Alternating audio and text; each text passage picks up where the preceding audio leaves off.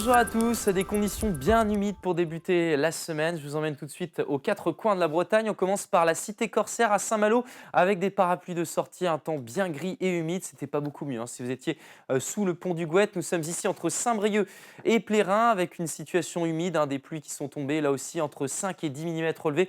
Et puis le lot le plus relevé de pluie, c'était ici plutôt du côté de Saint-Michel-Chef-Chef, près notamment de l'estuaire de la Loire avec 20 mm relevés. Une mer qui était calme, mais vous le voyez, un temps bien gris sous les pêcheries de cette commune. La situation technique, on va retrouver cette dépression tout simplement positionnée ici sur les îles britanniques. Elle génère un ruban nuageux de 7000 km de long que l'on va voir d'un petit peu plus près en zoomant sur le globe. Vous le voyez, il est présent ici des Açores en revenant jusqu'aux îles britanniques et en passant bien évidemment par le territoire français.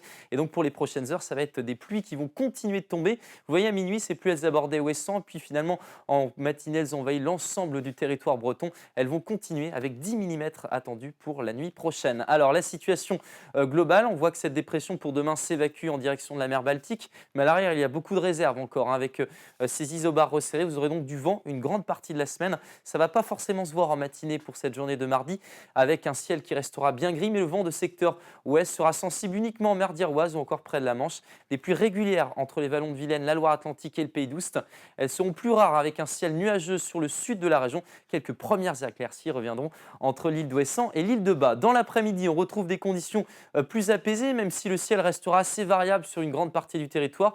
Notez que vous resterez sous la grisaille à l'est avec quelques pluies et puis des averses qui sont attendues en soirée par les côtes de la Manche. Elles vont envahir l'ensemble de la région pour la nuit suivante. Alors les températures, maintenant découvrons-les en matinée, toujours de la douceur, 12 degrés de minimum du côté de Fougères. Vous aurez 13 à Châteaubriand ou encore du côté de Rostronin et puis 15 à Brest dans l'après-midi. Les températures sont toujours en hausse cette fois-ci, mais elles restent un petit peu juste pour la saison. Seulement 17 degrés pour le Pays brestois ou encore à Quimper et Vannes. Vous aurez 16 degrés ici pour Erquy, 15 degrés du côté de Châteaubriand. Et puis de façon décroissante, on retrouvera 14 degrés ici pour Fougères. La suite, comment ça va se passer?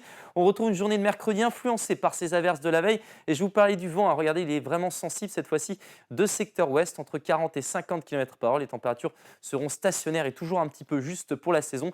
Et puis pour votre journée de jeudi, on retrouvera des averses de plus en plus rares, mais un ciel qui restera gris. Notez que les températures vont remonter pour la fin de la semaine. Voilà, je vous souhaite une excellente soirée. Je vous dis à demain.